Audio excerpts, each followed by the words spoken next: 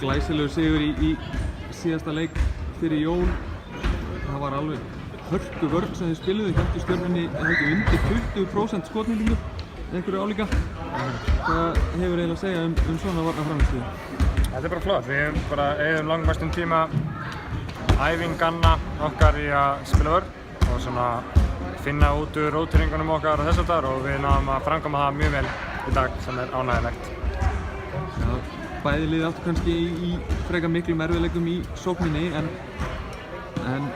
þið náðu einhvern veginn að svona grænda þetta út í vörn, sérstaklega í seinni hálfleik þar sem þið virðist bara setja lok á körfuna. Já, við vorum að standa okkur vel, bara að hlaupa þér af línunni í seinni hálfleik, sérstaklega Bríeti sem skautur svo vel í fyrri hálfleik. Og með sóknarleikinn þá vorum við svona full spenntar þegar við vorum að stoppa. Vorum að taka helviti snögg skot.